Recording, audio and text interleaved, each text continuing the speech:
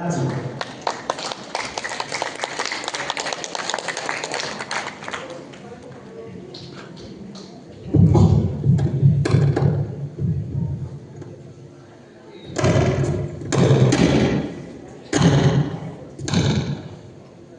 श्री राम, जय श्री राम, जय श्री राम। आप सभी का अभिनंदन करते हुए बिना किसी औपचारिकता के मैं अपने विषय को रोकना चाहता हूँ, क्योंकि औपचारिकता में थोड़ा समय 2-4 मिनट और नुकसान हो जाएगा, वो मेरा नुकसान होगा, क्योंकि 20 मिनट के बाद आप कहोगे कि समेट दो जल्दी जल्दी। ऐसा हो रहा है, एक्सपीरियंस मुझे अभी, क्योंकि कई सारे कार्यक्रमों में जाना हो रहा है। तो संघ का शताब्दी वर्ष चल रहा है और शताब्दी वर्ष में हिंदू समागम नाम से इस प्रकार के सम्मेलन प्रायोजित किए गए हैं पूरे देश भर में, पूरे भारतवर्ष में। तो विषय स्पष्ट है, हिंदू समागम। स्पष्ट इसलिए है क्योंकि चेतना के तौर पर हिंदुत्व और हिंदू हम एक हो सके, ये मनोभाव क्या रहा हो इन सब कार्यक्रमों का। तो भी समाज वर्तमान में जो समाज की स्थिति देखते हैं, एक संक्रमण के दौर से हम सब गुजर रहे हैं। एक ऐसा संक्रमण है जिसमें अगर इन्फेक्शन लगा तो मारे जा सकते हैं, और उस संक्रमण से उबर गए तो हम जीत भी सकते हैं। दोनों स्थितियों में हम हैं, और ऐसा द्वंद्व इस समय समाज में व्याप्त है जिस द्वंद्व से प्रत्येक व्यक्ति, समाज का प्रत्येक व्यक्ति अछूता नहीं है। प्रत्येक व्यक्ति कहीं ना कहीं उससे प्रभावित हुआ है। तो उसी परिप्रेक्ष्य में बात करते हैं समागम में। जो हिंदू समागम की जब हम बात करें तो जो सबसे बड़ी, जो मुझे इसमें जो परेशानी हमें दिखाई देती है, जो कष्ट हमें दिखाई देता है, और जो बाधा दिखाई देती है, वो बाधा है कि समाज हमारा बटा हुआ है जातियों के तौर पर। अनेक अनेक जातियों में बंटने के उपरांत हमारी स्थिति हो गई है, आज हम अपने अस्तित्व के संघर्ष के मुहाने पर खड़े हैं कि ये अस्तित्व बचेगा कि नहीं बचेगा 2047 में, अथवा तो 2050 में, अथवा तो उसके अगले 50 वर्षों में, अथवा तो उसके अगले 100 वर्षों में हम कहाँ खड़े होंगे, आज हमें नहीं पता है। हम अपने अस्तित्व के दौर से गुजर रहे हैं, अस्तित्व के संकट के दौर से गुजर रहे हैं, जिसको हम लोग अंग्रेजी में बहुत सिंप्लीफिकेशन करते हैं आइडेंटिटी क्राइसिस। और जब हम हिंदू की बात कर रहे हैं तो हिंदू स्वयं में अपनी आइडेंटिटी क्राइसिस से हमेशा से रहा है, तब से जब से हिंदू की परिभाषा आई माननीय सर्वोच्च न्यायालय की ओर से। और मैं जिस संगठन से जुड़ा हुआ हूँ, अथवा तो जिस संगठन के साथ मिलकर के मैं अपने विचारों को समाज में अग्रसारित करता हूँ, उस संगठन का भी अपना जो थॉट ऑफ प्रोसेस है, थॉट ऑफ प्रोसेस में उन्होंने भी सुप्रीम कोर्ट की उस आइडियोलॉजी को अडॉप्ट किया जिसमें कहा गया कि Hindu is just way of life, it is not just religion. ये कोई धर्म नहीं है, ये जीवन को जीने की एक पद्धति है, जीवन को जीने की कला है। और जीवन को जीने की कला पशुओं में भी होती है कि कैसे जिया जाए, कौन सी घास खाई जाए, कब उनका मैटिंग पीरियड हो, कब उनको किस परिस्थिति में कौन सा आहार ग्रहण करना है, पशुओं को भी पता होता है। तो जीवन जीने की पद्धति तो पशुओं के पास भी होती है, पक्षियों के पास भी होती है। 84 लाख जीवों की बात करते हैं तो सबके पास जीवन जीने की पद्धति होती है। तो मनुष्यता जो धर्म को धारण करने वाली बात है, उसमें हिंदुत्व कहाँ है फिर? ये केवल जीवन जीने की पद्धति नहीं है, ये धारण करने की पद्धति है, जिसको धारण किया जा सकता है। कभी किसी ने कहा था कि भारत में एक भी हिंदू जीवित रहेगा तब तक हिंदू राष्ट्र है। माननीय सरसंघ जो वर्तमान के संघ प्रमुख हैं डॉक्टर मोहन भागवत जी से प्रश्न किया था अभी हाल ही में किसी ने, तो उन्होंने भी यही कहा, जब तक हमारे किसी पूर्व संघ प्रमुख ने, अथवा तो संघ के किसी कार्यकर्ता ने, आइडियोलॉजिस्ट ने कहा कि जब तक भारत में एक भी हिंदू जीवित है, ये हिंदू राष्ट्र है। तो वही बात को मोहन भागवत जी ने आगे बढ़ाया। यही बात मैं आपके सामने रख दूं कि एक भी हिंदू जीवित है, ये हिंदू राष्ट्र है। कितने लोग इस बात को मानने के लिए तैयार हैं? कितने लोग इस बात को मानने के लिए तैयार है कि एक हिंदू बचेगा तो भी हिंदू राष्ट्र रहेगा? पाकिस्तान में 0.9% हैं, अभी 1 से ज्यादा हैं, क्या वो राष्ट्र हिंदू राष्ट्र है?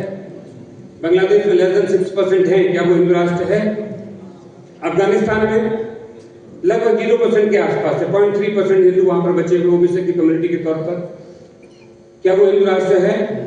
अदन की खाड़ी जहां तक भारत का प्रसार था, अखंड भारत का जब हम मानचित्र देखते हैं, उस अखंड भारत के मानचित्र में अदन की खाड़ी तक, अटक से अटक तक तो हम आज गिनते हैं, कश्मीर से कन्याकुमारी तक गिनते हैं, किंतु उसमें बांग्लादेश नहीं होता, उसमें अफगानिस्तान नहीं होता, उसमें पाकिस्तान नहीं होता, उसमें बलूचिस्तान नहीं होता, उसमें गिलगिस्तान नहीं होता, उसमें अदन नहीं होता, उसमें फारस नहीं होता है।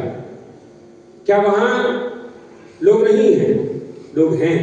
उसके बाद भी क्या उसको हम हिंदू राष्ट्र कह सकते हैं? हिंदू राष्ट्र तब तक है जब तक हिंदू बहुसंख्य है। इस बात को हम जब भूल जाते हैं, उसी समय हमारा पतन निश्चित हो जाता है।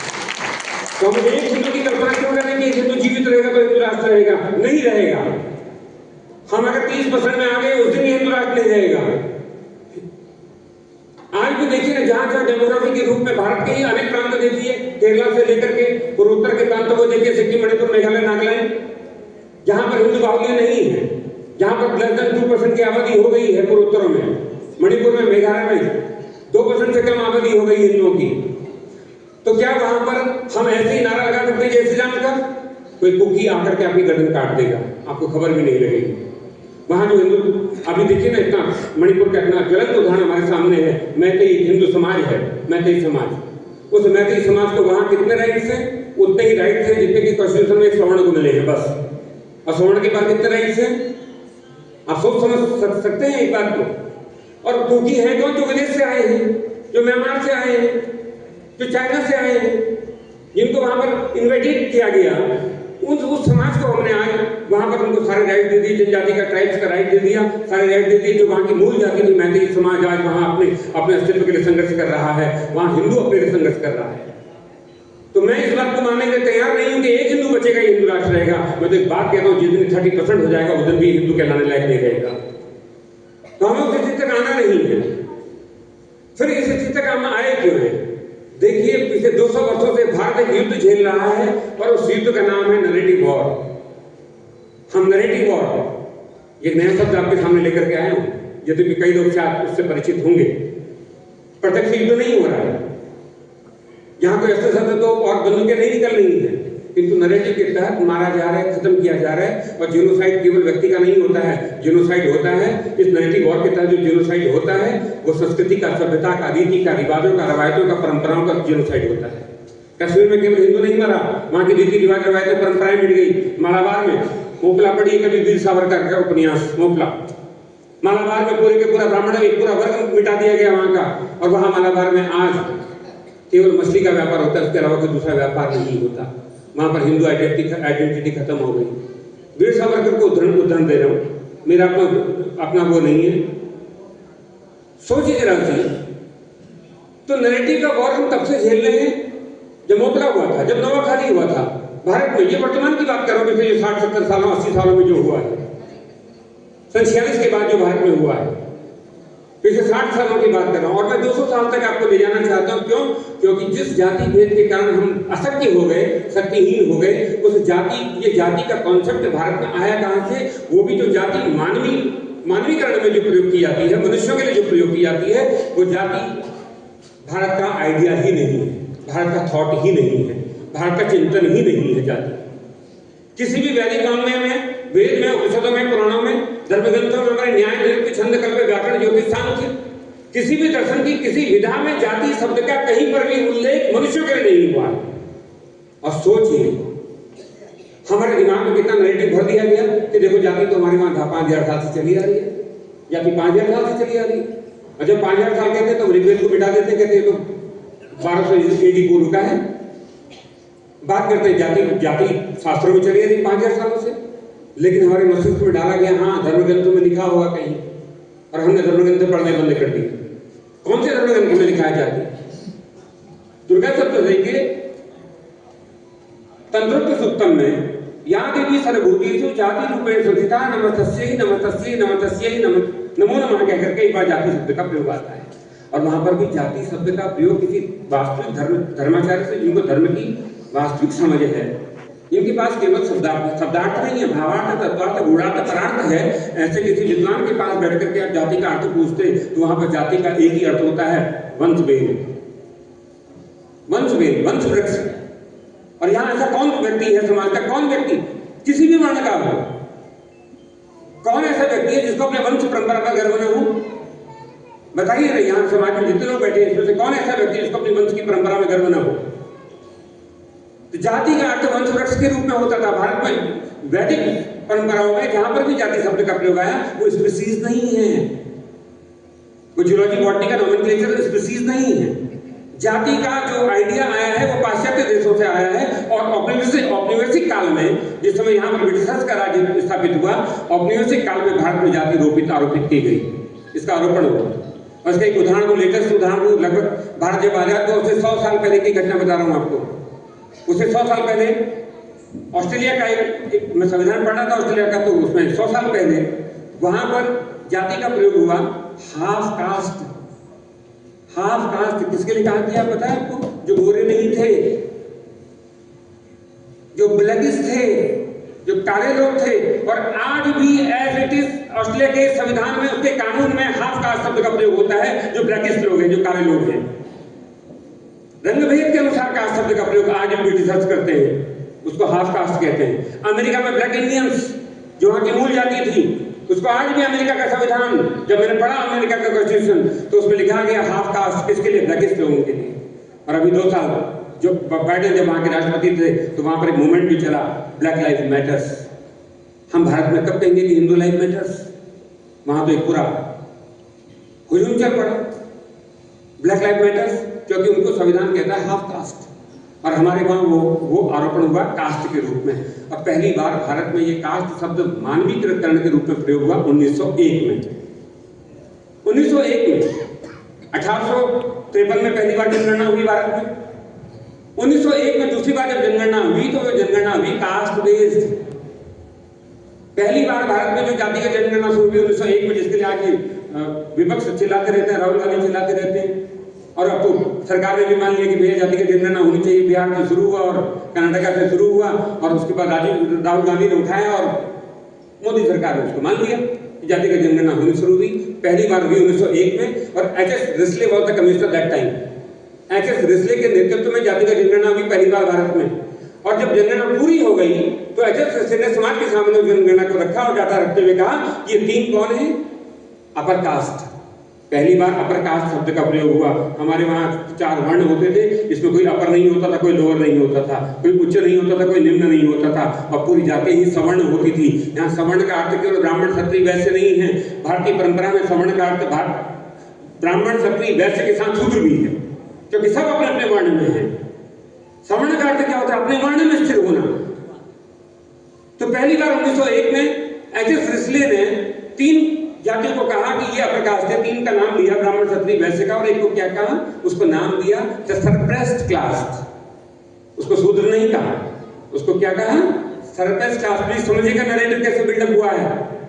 ये जाति का नैरेटिव, भेदभाव का नैरेटिव,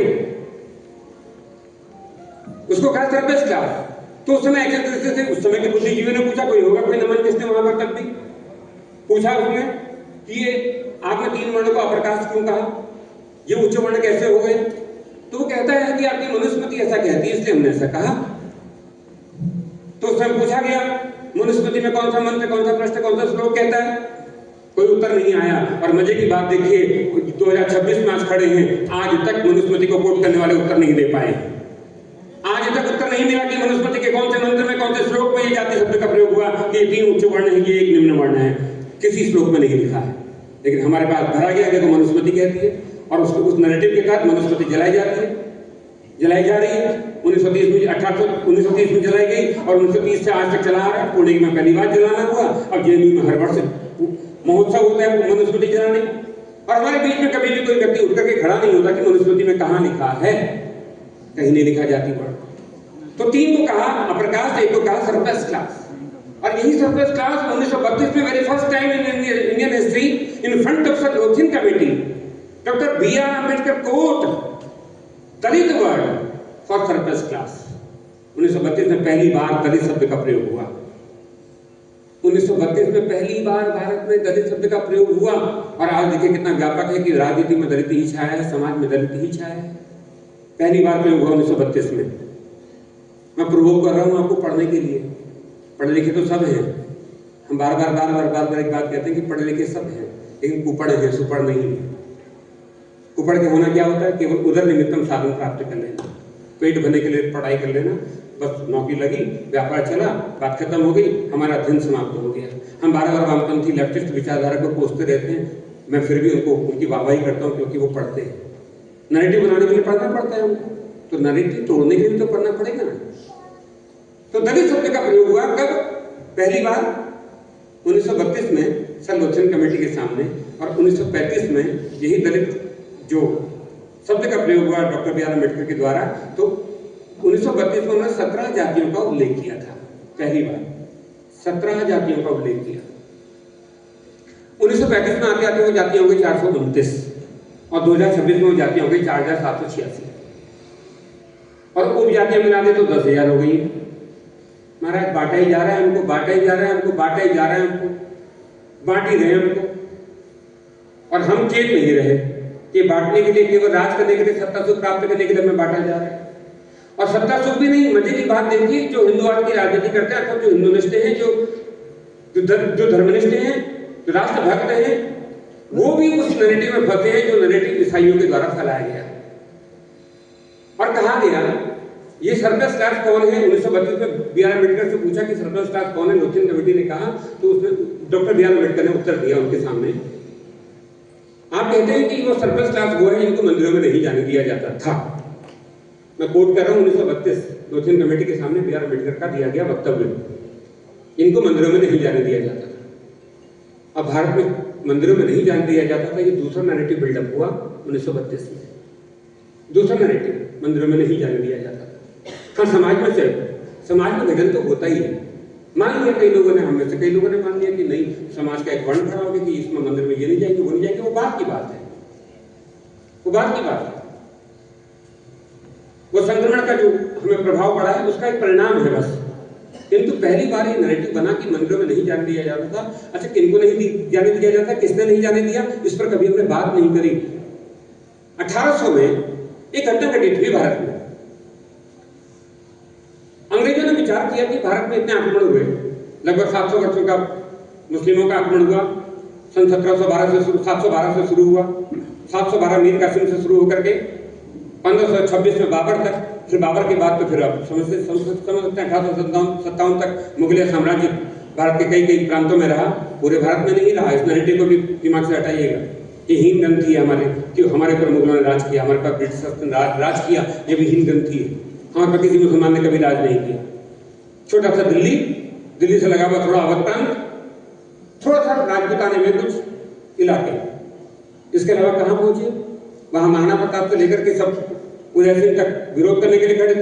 वहां पश्चिम में वीर शिवाजी और बाजीराव बल्लाल जैसे अधिनायक महानायक, और वहां दक्षिण में विजयनगर जैसा साम्राज्य। कहां दक्षिण में पहुंच पाए मुगल, कहां पश्चिम में पहुंच पाए मुगल? पूरे भारत में कभी मुस्लिमों ने राज नहीं किया। लेकिन हीनता बोध हमारे भीतर डाला गया कि देखो 700 साल मुसलमानों ने हम पर राज किया, हम पर राज नहीं हुआ है। किंतु आज जिस मनोदशा को हम प्राप्त हो रहे हैं, 1800 की ये घटना है जिसने आज हमें इस स्थिति पर ला दिया है कि हम पराधीन होने के लिए लगभग तैयार खड़े हैं। हम पराधीनता के बिल्कुल मुहाने पर खड़े हैं। निश्चित तौर पर हम पराधीन होने जा रहे हैं अगर नहीं चेते तो। 1800 में अंग्रेजों ने विचार किया कि ये अब्राहमिक फेथ जिस देश पर गया, जिस धरती पर गया, उस धरती को पूरा रौंद करके वहां की सभ्यता, रीति रिवाज, रवायतें, परंपराएं, वहां के धर्म परंपरा को, धर्म मूल्यों को पूरा नष्ट करके केवल अब्राहमिक झंडे को उन्होंने बुलंद किया। किसी भी देश में वो गए, अब्राहमिक की जब हम बात करते हैं तो ईसाई भी है और मुसलमान भी है, दोनों इब्राहिम की औलादे हैं ना, दोनों इब्राहिम की संतति है। ये जिस भी सभ्यता में गए, वो रोम में गए, रोम मिटा दिया, वो मेसोपोटामिया में गए, मेसोपोटामिया मिटा दिया, वो माइक सभ्यता में गए, माइक सभ्यता मिटा दी, वो जोरास्ट्रियन में गए, जोरास्ट्रियन मिटा दिए, वो पर्शियन में गए, पर्शिया मिटा दिया। जिस सभ्यता में इन्होंने प्रवेश किया उस सभ्यता को इन्होंने पूरा रौंद करके वहां अब्राहमिक झंडा बुलंद किया, वो ईसाइयत का हो कि इस्लाम का हो। किंतु भारत में 700 वर्ष मुस्लिम और लगभग 200 वर्ष ब्रिटिशर्स को आए हुए हो गए। 900 वर्षों में भारत पराधीन नहीं हुआ। अंग्रेजों ने कहा ऐसी कौन सी शक्ति है भारत में कि भारत पराधीन नहीं हो रहा? ऐसी कौन सी शक्ति है जो भारत को अपने अधीन नहीं करने दे रही? तो अंग्रेजों ने विचार किया, बहुत चिंतन मनन करके अंग्रेजों ने विचार किया कि भारत की वो शक्ति है मंदिर। मंदिर से जुड़ी हुई अर्थव्यवस्था, मंदिर से जुड़ी हुई कृषि व्यवस्था, मंदिर से जुड़ी हुई समाज व्यवस्था। पहले मंदिर केंद्र में होता था, हमारी सभ्यता के केंद्र में मंदिर था। कहने का अर्थ है सभ्यता के केंद्र में धर्म था, धर्म का एक प्रतीक था मंदिर, और उस प्रतीक पर आधिपत्य किए बिना भारत पर राज्य असंभव है, ऐसा अंग्रेजों ने फाइनली फाइंड आउट किया। जब तक मंदिरों पर अपना आधिपत्य नहीं होगा, और देखिए प्रमाण के तौर पर भारत एक किसी सभ्यता है, और भारत किसी सभ्यता है तो अपना तन मन धन सब तो भगवान को ही अर्पण किए रहते हैं। अरे आज भी देखें पहाड़ के लोग हैं, मैं पहाड़ में एक बात कहूँ, हमारे वहां खेती करते हैं, नवान्न होता है ना, नया अन्न नवान्न होता तो सबसे पहले जब तक थान में चढ़ूंगी नहीं चढ़ूंगी, सबसे पहले देवता के थान में नया अन्न चढ़ाया जाता है, रोड बनाए जाते हैं, सुवाले बनाए जाते हैं, अथवा तो साई के चावल कूट करके साई बनती है, नया अन्न भगवान को अर्पण किया जाता है। ऐसे ही समाज में जब मंदिर केंद्र में था, ये कृषि प्रधान समाज होते हुए अपने अन्न को वहां, फिर वहां से समाज में सामान्य वितरण की प्रणाली थी। और जब तक ये प्रणाली थी, भारत पूरे विश्व में 33% जीडीपी अपने पास रखता था। पूरे विश्व की 33% जीडीपी हमारे पास होती थी। और अंग्रेजों ने विचार किया, यदि भारत को जीतना है, यहाँ के धन को, यहाँ के धर्म को जीतना है, यहाँ के जनमानस को अपने नियंत्रण में करना है, तो मंदिरों पर अपना आधिपत्य करना पड़ेगा। तो 1802 में वो एक रेगुलेशन एक्ट लेकर के आए, रेगुलेशन एक्ट 1। फिर उसके बाद 1804 में रेगुलेशन एक्ट 2, 1807 और 1809 में रेगुलेशन एक्ट 3, और 1817 में फाइनली उन्होंने एक रेगुलेशन बना दिया, रेगुलेशन एक्ट 4। और उस रेगुलेशन एक्ट 4 का एक क्लॉज बना, उसको नाम दिया गया the temple endowment act, temple endowment act. और इस एक्ट के द्वारा उन्होंने सबसे पहले जगन्नाथपुरी मंदिर को अपने अधिग्रहण में किया। जगन्नाथ मंदिर की बात हम जब करते हैं तो 444 छोटे बड़े मंदिरों की बात करते हैं। जब दूसरा उन्होंने मंदिर अधिग्रहण किया, तिरुपति बोर्ड, उसको देवस्थान बोर्ड नाम दिया, तिरुपति टेम्पल एंडाउमेंट बोर्ड। और फिर उसको अपने अधिग्रहण में किया। लगभग 700 मंदिर दक्षिण के अंग्रेजों के अधीन आए। उसके बाद उन्होंने मद्रास, और उसके बाद उन्होंने मुंबई, और उसके बाद उन्होंने कलकत्ता रेजिडेंसी के जो मंदिर हैं अपने आधिपत्य में कर दिया। उसका परिणाम क्या हुआ? उसका परिणाम ये हुआ कि मंदिरों में चढ़ी हुई जो आय थी उन पर ब्रिटिशर्स का एक आधिपत्य हुआ। और ब्रिटिशर्स ने क्या किया, इस टेम्पल एंडाउमेंट एक्ट के द्वारा मंदिरों पर जाने के लिए कुछ प्रतिबंध बाधित किए समाज में। और प्रतिबंध क्या थे? जो 10 रुपए 10 मुद्राएं दे सकता है, जो 8 मुद्राएं दे सकता है, जो 6 मुद्राएं दे सकता है, जो 4 मुद्राएं दे सकता है, और जो नहीं दे सकता है। जो 10 मुद्राएं दे सकता था उसको मंदिर के गर्भगृह में भगवान का अर्चन पूजन, उनका अभिषेक करने का अधिकार था। जो 8 मुद्राएं दे सकता था वो मंदिर के गर्भगृह तक तो जा सकता था, किंतु उसकी सामग्री जो है वो देवता को एक पुजारी अर्पण करेगा। जो 6 रुपए दे सकता था वो मंदिर की रेलिंग पर हाथ खड़ा करके भगवान का दर्शन तो करेगा, किंतु उसका पूजा की सामग्री को स्वयं नहीं चढ़ा पाएगा, वो एक पुजारी चढ़ाएगा। जो 4 रुपए दे सकता है मंदिर के प्रांगण में तो जा सकता है, किंतु देवता के सन्मुख नहीं जा सकता था। और जो इतना भी नहीं दे सकता था उसे मंदिर में नहीं जाने दिया जाएगा। तो किस आधार पर मंदिर में नहीं जाने दिया जाता था? आर्थिक आधार पर। प्लीज समझिएगा बात को, लेट करेगा मैं कहना क्या चाहता हूं। आर्थिक आधार पर मंदिर में नहीं जाने दिया जाता था, किंतु 1932 में आते आते ये कोर्ट हुआ कि उन 17 जातियों को मंदिर में नहीं जाने दिया जाता था। और जब मैं बात कर रहा हूं कि मंदिर में नहीं जा पाते थे कौन? जो 2 रुपए भी नहीं दे सकते थे, उसको अंग्रेजों ने नाम दिया कंगाल तीर्थी, उसको अंग्रेजों ने नाम दिया पुंज तीर्थी। डॉक्यूमेंटेड है, पुंज तीर्थी। ये मंदिर में नहीं जा सकते पुंज तीर्थी। तो क्या उसमें हर जाति वर्ण के लोग होंगे कि नहीं होंगे? होंगे ना। और क्यों होंगे ये भी बता देता हूं। जब हम 0 AD से 1500 AD की बात करते हैं, गुप्त पीरियड की बात नहीं कर रहे, तो the golden era of Indian history, Indian economic history, उसकी बात नहीं कर रहा हूं। 0 AD से 1500 AD का इतिहास हमारे पास है। अभी 0 AD से 1500 AD तक भारत की नेट जीडीपी टोटल वर्ल्ड में थी 33%। आज भी नहीं है। जब तीसरी सब अर्थव्यवस्था बनने जा रहे हैं तब भी नहीं है। भारत, रूस और चाइना की मिलाकर के 22% होती है जीडीपी। तब हम अकेले 33% में थे। सोचे कितना समृद्ध था भारत। और जब अंग्रेज छोड़ यहां से गए, सन 1901 में भारत की जीडीपी पहुंच गई थी 2%। भारत को किसने आजाद नहीं कराया? भारत आजाद इसलिए हुआ क्योंकि दरिद्र हो गया था। यह हमें पढ़ाया नहीं जाता, हमें बताया नहीं जाता। भारत की जीडीपी 1901 में आते आते 1902 में आते आते हो गई थी 2%। और जब 2% हुई होगी तो भारत में सभी दरिद्र हुए होंगे, ब्राह्मणों, क्षत्रियों, वैश्यों, शूद्रों। कुछ विशेष तो जो सत्ता के निकट होंगे, जो ब्रिटिशर्स के निकट होंगे, उनके पास, अथवा जो मुगल राजपूतानों के निकट होंगे, उनके पास संपत्ति होगी, वो 2% में होंगे। किंतु समाज का अधिसंख्य वर्ग जो है महादरिद्र हुआ, महादरिद्र। और इस बात को मैं कोट नहीं कर रहा, विल दुरांत एक ब्रिटिशर्स की बात कर रहा हूँ, सन 1900 में विल दुरांत ने लिखा, अंग्रेजों ने भारत से संपदा का इस प्रकार दोहन किया कि भारत की स्थिति वही हो गई जो ब्रिटेन के 10% लोगों की स्थिति थी। वो 10% लोग कौन? जो घुड़साल में घोड़े की भीड़ निकालते थे और उनके साथ अनटचेबिलिटी होती थी। विल दुरांत को कोट किया है। सन 1902 में एक पुस्तक प्रकाशित होती है ग्रेट ब्रिटेन से, the writer of Ramesh Dutta, Bengal के एक लेखक इतिहासकार रमेश दत्ता की बुक को पब्लिश भी ब्रिटेन ने किया। और उस बुक में रमेश दत्ता लिखते हैं कि भारत से $45 ट्रिलियन की लूट हुई। $45 ट्रिलियन 1902 का आंकड़ा है, $45 ट्रिलियन। और इसी बात को शशि थरूर ने एक साल पहले ऑक्सफोर्ड यूनिवर्सिटी में अपना भाषण देते हुए कहा। ब्रिटेन की ऑक्सफोर्ड यूनिवर्सिटी में शशि थरूर ने कहा कि अंग्रेज दस्युओं ने उस पर प्रयोग किया, दस्यु। ये शशि थरूर का साहस है, यदि भी हमारे खेमे का व्यक्ति नहीं है, कांग्रेस में है, किंतु सच्चा व्यक्ति है, ईमानदार आदमी है। उसने कहा ब्रिटिश दस्युओं ने भारत में 190 साल के शासन में $45 ट्रिलियन की लूट करी। और इसी बात को ठीक एक साल पहले हमारे वर्तमान विदेश मंत्री एस जयशंकर ने भी कोट किया। $45 ट्रिलियन की लूट भारत से भी डॉक्यूमेंटेड आंकड़ा है। अब $45 ट्रिलियन होता कितना है पता है आपको? वर्तमान ब्रिटेन के 17 वर्ष का बजट है। वर्तमान ब्रिटेन के 17 सालों का बजट है, जो भारत से तब लूट लिया गया था जब भारत औपनिवेशिक शासन में था।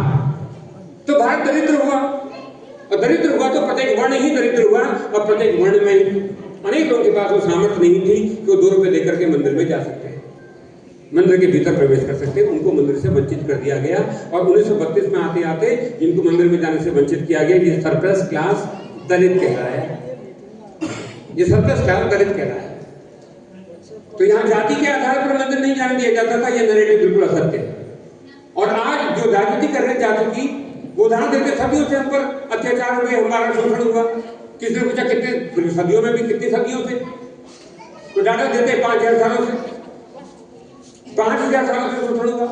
अब 5000 सालों से शोषण की जब हम बात करते हैं तो ले देकर के सामने हमारे आता है महाभारत और उसका एक दृष्टांत कि देखो ना, एकलव्य को धनुष विद्या नहीं सीखने दी। एक ब्राह्मण जो है वो कौरव वंश के जो राजगुरु हैं द्रोणाचार्य ने उसका अंगूठा काट लिया। यही तो बात है ना। और यहाँ सब मानते हैं गलत हुआ, एकलव्य के साथ को उसका अंगूठा तो नहीं काटना चाहिए था। कितने लोग मानते हैं ऐसा कि उसके साथ ऐसा नहीं होना चाहिए था? बताइए अभी। लगभग सभी लोग मानते हैं हाथ नहीं खड़ा करने, क्योंकि अध्ययन में नीलबट्टा सन्नाटा है हमारा समाज। तो हमने एकलव्य की हिस्ट्री निकाली, कौन है? महाभारत। और अनफॉर्चुनेट देखिए, हमारी समाज का जो बड़ा वर्ग है, कहते हैं घर में महाभारत नहीं रखनी चाहिए। महाभारत पढ़नी, फिर पढ़ोगे कैसे? सोचिए, है ना। पंडित जी लोग कहते हैं हमारे घर में महाभारत थी, तो हमारे वहाँ पंडित जी आए, कहते अरे आपने महाराज आपने घर में महाभारत रखी है। मैंने कहा महाभारत मैं नहीं पढ़ूंगा तो कौन पढ़ेगा? समाज को उपदेश देने वाला व्यक्ति नहीं पढ़ेगा तो कौन पढ़ेगा? और इस समाज में सबको पता है घर में महाभारत नहीं रखनी चाहिए। एक बार एक माता जी ने कहा हमसे घर में महाभारत नहीं रखनी चाहिए। हमने कहा माता जी क्यों? कहती घर में महाभारत हो जाती है। मैंने कहा उसी का तो हो नहीं रही तुम्हारे में महाभारत, वैसे तो हो नहीं रही महाभारत, नहीं होती तो लगा देते हो महाभारत। देखिए महाभारत रखेंगे तो तब आपको पता चलेगा कि एकलव्य का नैरेटिव भी बनाया गया है। एकलव्य है कौन पता है? कोई सामान्य व्यक्ति नहीं है समाज का। मगध नरेश जरासंध के प्रधान सेनापति हिरण्यधनु का पुत्र है एकलव्य। मगध नरेश जरासंध भारत का सबसे बड़ा साम्राज्य था उस समय मगध, उससे बड़ा कोई साम्राज्य नहीं था। जरासंध के प्रधान सेनापति हिरण्यधनु का पुत्र है एकलव्य, और उसका अंगूठा काट लिया। अंगूठा काट लिया कहने का तात्पर्य क्या है पता है आपको? तीरंदाजी कभी भी अंगूठे से नहीं होती है। आप अभी गूगल कर सकते हैं, जो तीरंदाजी ओलंपिक से लेकर के सब राष्ट्रीय खेलों में तीरंदाजी होती है ना, अंगूठे का प्रयोग ही नहीं होता तीरंदाजी में। केवल 2 उंगलियों का प्रयोग होता है, अनामिका और मध्यमा। इन 2 उंगलियों से तीर खींचा जाता है। अंगूठा यहाँ पर लगाने का पीछे मेटाफर लगाया, इसको हटाओ पहले। काटा कहीं गया का मतलब क्या था यहाँ पर? इसको हटाओ पहले। सोचिए। और हम ये नैरेटिव मान करके बैठे कि एकलव्य का अंगूठा काट लिया देखो ब्राह्मण ने। और उस नैरेटिव को तोड़ने के लिए हमारे पास अध्ययन नहीं है, क्योंकि हम पढ़ना नहीं चाहते। हम पढ़ना उतना ही चाहते जितने से नौकरी लग जाए, जितने से हमारा व्यापार खड़ा हो जाए। पढ़िए, मैं फिर कहूंगा, मैं अपने वाणी के यहाँ पर विराम भी देने जा रहा हूँ।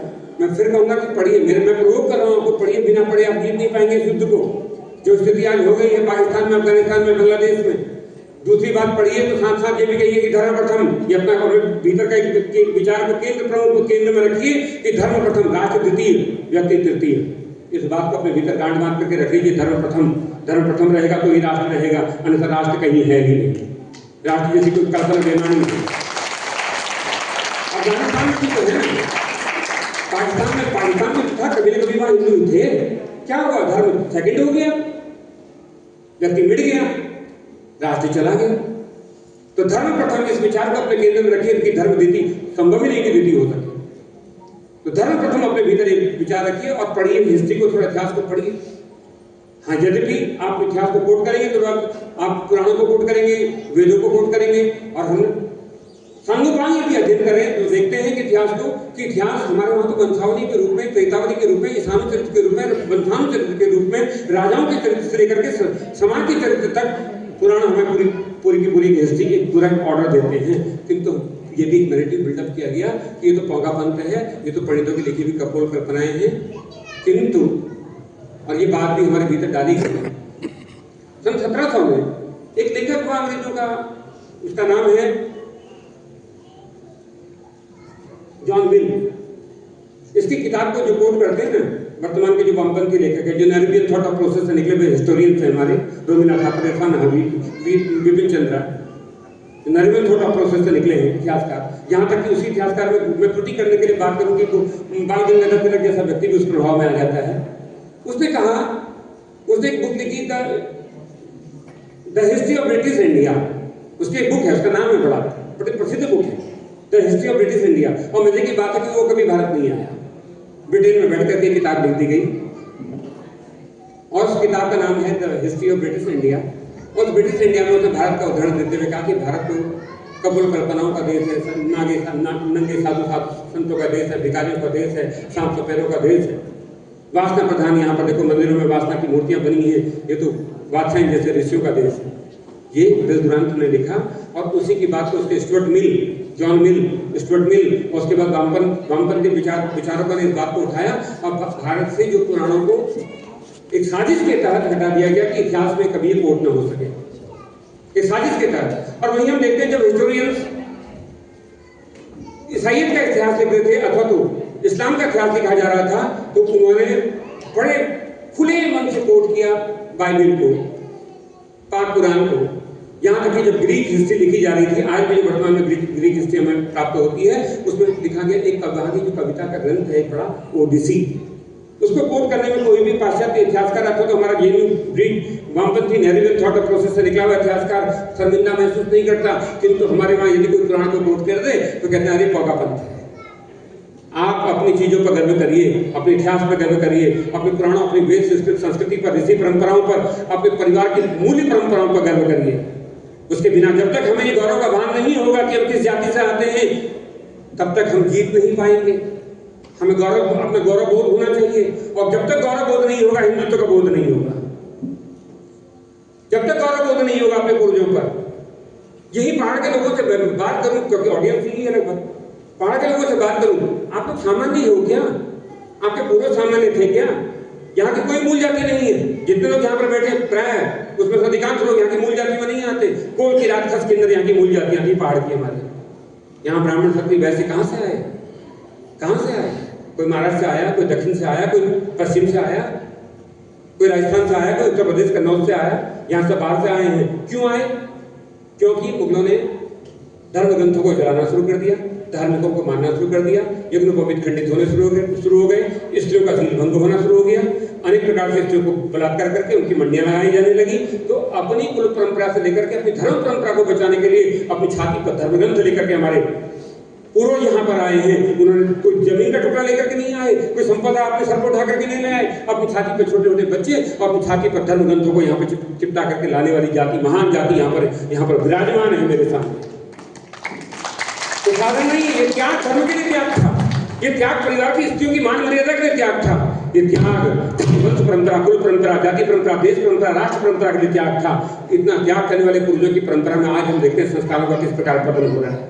हम अपनी संस्कृति, सभ्यता, उसके रीति रिवाज, रवायतें, परंपराएं मानने में हमें लगता है कि हम पिछड़े हो गए, सो कॉल्ड हम, है ना, पिछड़े हो गए। बच्चे मामा से कहते हैं बी मॉडर्न, है ना, थोड़ा सा मॉडर्न बनो। और मॉडर्निज्म का अर्थ क्या है? क्या है आधुनिकता का अर्थ? कि हम अंधानुकरण करें, हम बाजारीकरण के उस मैंने कविता लिखी थी, दीदी कवि हूं तो एक पंक्ति बोल करके विराम भी दूंगा।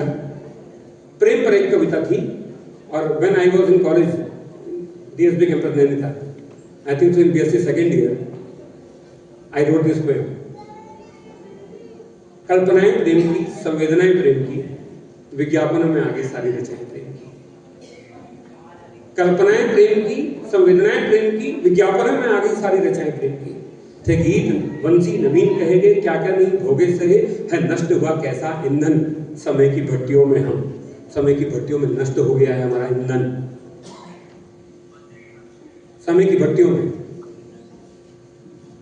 दिल्ली में एक बार कथा करते हुए एक पत्रकार ने मुझसे प्रश्न किया था, एक बहन थी, उसने प्रश्न किया, महाराज जी आप कथा करते हैं, सनातन धर्म पर आप अपने देश का उपदेश देते हैं जगत को, ये सनातन धर्म इतने आतताइयों के बाद भी बचा रहा, उसका कारण क्या है?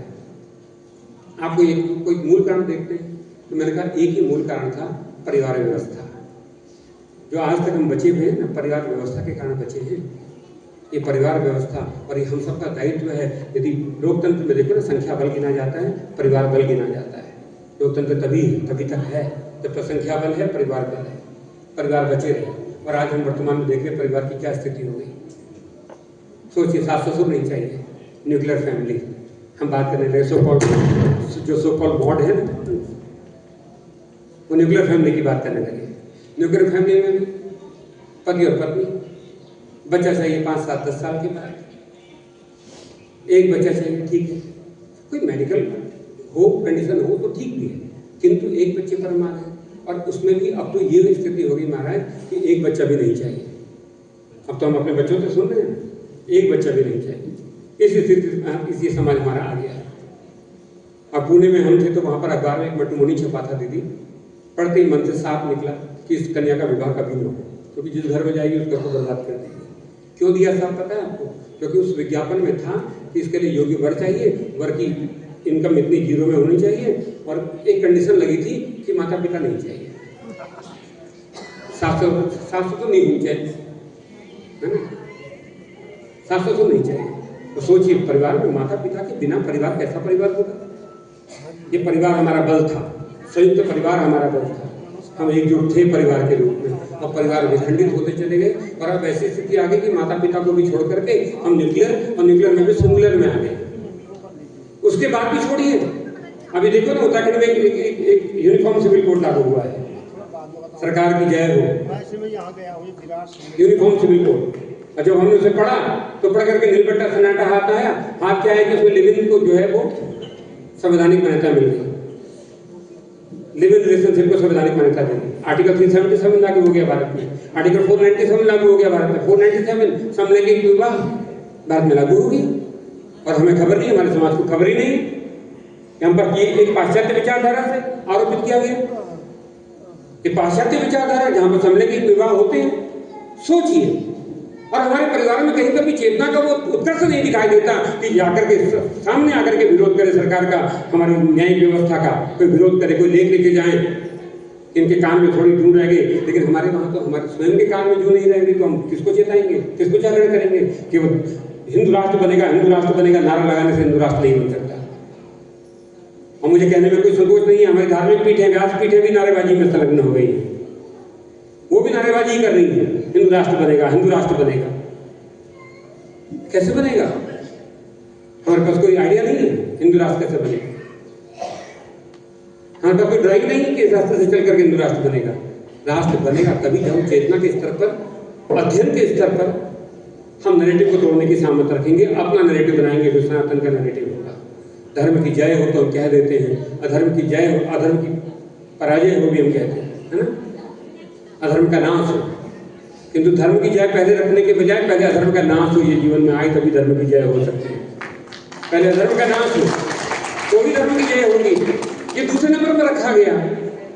अधर्म का नाश हो, ये पहले नंबर पर रखा जाए कि अधर्म का नाश हो तो धर्म की जय होगी, बिना अधर्म का नाश में नहीं हो सकती। और यह अधर्म है कि हम लिव इन रिलेशनशिप को मान्यता दे रहे हैं, उसका परिणाम समाज में बेटियों के सामने है। यही हानि की तो घटना है। 5 दिन पुरानी यहाँ पर नवीन मंडी स्थल में एक प्रेमी युगल जो है लिव इन में रहते थे, बच्ची छोटी 19 साल की बिटिया मारी गई। सोचिए, अभी उसके बाद अगले ही दिन देहरादून में 2 घटनाएं हुई, ऋषिकेश में घटना हो गई, उसके बाद 3 घटनाएं तो अभी हाल ही 5 दिन के उदाहरण हैं आपके सामने। ये लिव इन का परिणाम है, अंततः यही रिजल्ट मिलना है, यही परिणाम होना है। किंतु हमारी सत्ताओं ने, हमारे शासकों ने, हमारी न्याय प्रणाली ने इसको संवैधानिक दर्जा दे दिया कि लिव इन में आप रह सकते हैं। सोचिए, परिवार को विखंडित करने का ये पाश्चात्य षड्यंत्र है, ये नैरेटिव है ईसाइयत का। और जब तक आप ईसाइयत से, आप इस्लाम से तो भयभीत खाते क्योंकि सामने दिखाई देता है, किंतु आपका हिडन शत्रु है ईसाई। आपको उसको पढ़ करके उसके नैरेटिव को तोड़ना पड़ेगा, आपको जागरूक होना पड़ेगा परिवार के तल पर। तो परिवार को एक रखिए कि जिस विधि से परिवार एक हो सकता है। दूसरा, मैं फिर कहूँ, आर्थिक आधार पर हमारे कास्टिज्म, जाति भेद है, यद्यपि उसका कोई लेना देना नहीं था भारत की परंपराओं से, मूल परंपराओं से, अथवा वैदिक वाग्मी परंपराओं से, अथवा ब्राह्मणवाद से, उसका कोई लेना देना नहीं था। वो तो एक नजरिए के तहत 1901 से 1932 तक भारत में आरोपित किया गया। तो भी जातिवाद हमारे भीतर एग्जिस्ट करता है आज वर्तमान में, मुझे ये कहने में कोई संकोच नहीं। वो जातिवाद टूटे, जाति भेद मिटे। मैं अपने घर में रहूं तो मैं ब्राह्मण हूं, जब तक मैं अपने रिचुअल में हूं, अपनी परंपरा में हूं, मैं ब्राह्मण हूं। किंतु समाज में मेरी आइडेंटिटी क्या है कि मैं हिंदू सहोदर हूं, आपका भाई हूं। इसके सिवा मेरी कोई दूसरी आइडेंटिटी नहीं है और होनी भी नहीं चाहिए। आप अपने घर में हैं तब तक आप क्षत्रिय हो सकते हैं, किंतु जब आप समाज का रिप्रेजेंट करते हैं तो समाज में होते हैं तो आप क्षत्रिय नहीं होते, आप हिंदू सहोदर होते हैं। आप आपस में विश्व बंधुत्व की भावना देने वाले, कम से कम भारत की परंपरा में तो बंधुत्व की भावना देने वाले बने। मैं अपने व्यापार में, अपनी दुकान में बैठता हूँ तो मैं वैसे हो सकता हूँ, किंतु समाज में मेरा एक ही परिचय है कि मैं हिंदू हूँ, इसके सिवा मेरी कोई दूसरी आइडेंटिटी नहीं है। अब मैं फिर एक प्रश्न करके एक बात कहूँ, हम हिंदू हैं क्यों? किसी से पूछ लें, ये हिंदू समागम हो रहा है ना, हिंदू हैं क्यों? कोई उत्तर देगा कि मैं हिंदू क्यों हूँ, आप हिंदू क्यों हैं? कोई एक ना उत्तर दे देगा। और ये प्रश्न बहुत सारे प्लेटफॉर्म पर पूछा हमने, उत्तर नहीं मिलता है। कोई कहता है कि हम तो पूजा पाठ करते हैं, यज्ञ को विधान करते हैं। मैंने कहा जो नहीं करते वो भी हिंदू है। माथे पर तिलक लगाते हैं, आर्य समाजी नहीं लगाते वो भी हिंदू है।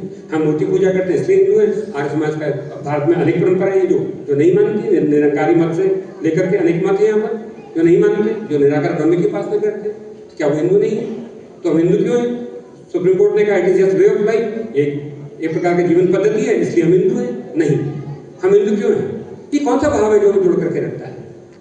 ये कौन सी आइडेंटिटी है हमारी? क्या आइडेंटिटी? क्या कहोगे समाज में? किसी ईसाई से पूछो ना, उसके पास डाउट ऑफ कॉन्फ्लिक्ट नहीं है अपने परिचय को लेकर के। कोई डाउट नहीं है, कोई कॉन्फ्लिक्ट नहीं है उसे अपने परिचय को लेकर के कि मैं ईसाई क्यों हूँ। किसी इस्लामिस्ट से पूछे, किसी मुसलमान से पूछे कि आप मुसलमान क्यों हैं, वो 10 कारण बता देगा मैं इसलिए मुसलमान हूँ। हमारे पास एक कारण भी नहीं है। मैं छोड़ के जाऊँ प्रश्न या उत्तर देके जाऊँ? क्यों हिंदू है? हमारा क्या है ऐसा परिचय? वो आइडेंटिटी क्या है हमारी? एक ही आइडेंटिटी है, एकात्म भाव, जो पूर्व से पश्चिम तक, उत्तर से दक्षिण तक हमें जोड़ के रखती है। आत्मा के तल पर हम सब मनुर्भवः, हम मनुष्य आत्मा के तल पर। एनडीटीवी के डिबेट में रवीश कुमार ने एक प्रश्न किया था बहुत साल पहले, तो एनडीटीवी से बाहर निष्कासित होकर तो यूट्यूबर हो गए। तो रवीश कुमार ने एक प्रश्न का उत्तर देते हुए बड़ चिल्ला करके कहा था, क्या हो जाएगा जब पूरा भारत जो है मुसलमान हो जाएगा, इस्लाम हो जाएगा? क्या हो जाएगा जब सब व्यक्ति इस्लाम मुस्लिम हो जाएगा भारत में? क्या फर्क पड़ जाएगा मनुष्यता की तरफ? क्या फर्क पड़ जाएगा? उसको उत्तर नहीं दिया। वहां पर हमारे जो प्रतिपक्षी डिबेट करने वाले थे उन्होंने उत्तर नहीं दिया क्या हो जाएगा, और उत्तर देने भी नहीं देते थे उनके सामने। तो उत्तर सोचिए क्या हो जाएगा जब पूरा भारत जो है इस्लाम हो जाएगा, इस्लाम में कन्वर्ट हो जाएगा? क्या होगा? पूरा विश्व इस्लाम में कन्वर्ट हो जाएगा। एक ही परिणाम होगा, धर्म नहीं रहेगा, व्यक्ति रहेगा बस। भले वो ईसाई हो, पर्शियन हो, कि बौद्ध हो, कि सुंग हो, कि ताओ हो, कि जैन हो, कि बुद्धिस्ट हो, कि इजीदी हो, यदि सब कन्वर्ट हो गए, 12 धर्म एग्जिस्ट करते हैं वर्ल्ड में इस समय, यदि सब इस्लाम में कन्वर्ट हो गए तो क्या होगा पता है आपको? यहाँ कोई दूसरे को भाई मानने को तैयार नहीं होगा। विश्व बंधुत्व की घोषणा करने वाला एकमात्र एक धर्म है सनातन धर्म, हिंदू धर्म। हमने कहा सर्वे भवन्तु सुखिनः सर्वे सन्तु निरामयाः सर्वे भद्राणि पश्यन्तु मां कश्चित् दुःखभाग् भवेत्। अपने लिए प्रार्थना तो हम सब करते हैं, दूसरे के लिए प्रार्थना करने वाला ऐसा धर्म दूसरा है कौन पूरे जगत में? वसुधैव कुटुम्बकम, पूरी वसुधा मेरा परिवार है, ऐसा उद्घोष करने वाला एकमात्र धर्म है हिंदू धर्म। यदि हिंदू धर्म नहीं रहेगा तो मनुष्य के भीतर जो उच्चतर मानवीय गुण हैं, दया है, करुणा है, मेधा है, प्रज्ञा है, वात्सल्य है, मैत्री है, ये उच्चतर जो मानवीय गुण हैं, ये उच्चतर मानवीय गुण केवल इसको धारण करने की सामर्थ्य हिंदू जाति में है। ये नहीं रहेगी तो मानवीय गुण समाप्त हो जाएंगे पूरे विश्व से। और उसका परिणाम देख रहे हैं, जहां हिंदुत्व का प्रसार नहीं हुआ है, एपिस्टीन फाइल आपके सामने है, आपके सामने एपिस्टीन फाइल है, और उस एपिस्टीन फाइल के जो परिणाम है वो आपके सामने है। कौन सी संस्कृति, कौन सी सभ्यता है वहां पर, बताइए ना। ये आप सब पढ़ रहे होंगे एपिस्टीन को, आप सब सुन रहे होंगे एपिस्टीन के बारे में। सोचिएगा कि वहां हिंदुत्व नहीं है, वहां धर्म नहीं है, वह धर्म की जो एसेंस है, धर्म की जो सुगंध है, वो वहां नहीं, जहां नहीं रही वहां स्त्री भोग्या हो गई, पुरुष भोगी हो गया, मनुष्य जो है वो आहार बन गया है। सोचिए, कन्याओं को जो भोजन की थाली में परोसा गया है, कन्या देह, तो कल को बालकों की देह को भी परोसा जाएगा। धर्म नहीं होने का ये दुष्परिणाम होगा यदि हिंदू नहीं रहेगा। पूरे जगत को मनुष्यता का उद्घोष करने वाला एकमात्र धर्म है हिंदू धर्म, और इसके हम संवाहक बने, अगली पीढ़ी तक हम स्थानांतरित करें। किसने हमसे पूछा था कि आस्तिकता क्या है, किसे कहते हैं आस्तिकवाद? आस्तिक होना क्या है? एक पीढ़ी से दूसरी पीढ़ी पर सभ्यता का हस्तांतरण ही आस्तिकता है। तो क्या हम अपने को योग्य पाते हैं कि अपने पूर्वजों के द्वारा दी गई जो हमें रीति रिवाज, परंपराएं हैं, जो सभ्यता है, उसको अगली पीढ़ी को सौंपने के लिए क्या हम अपने को योग्य पाते हैं? आपने इस प्रश्न करिएगा। यहाँ पर जितने लोग अपने को हिंदू कहते हैं, कथित हिंदू, तथाकथित सो कॉल्ड हिंदू, यहाँ पर जितने लोग भी सो कॉल्ड हिंदू हैं, वो अपने से एक बार मंथन करिए, क्या अगली पीढ़ी को आप उसी प्रकार, जिस प्रकार आपके पूर्वजों ने आपको सभ्यता सौंपी थी, जिस प्रकार आपके पूर्वजों ने आपको धर्म सौंपा था, क्या आप अगली पीढ़ी को उसी रूप में धर्म को सौंपने के लिए तत्पर हैं?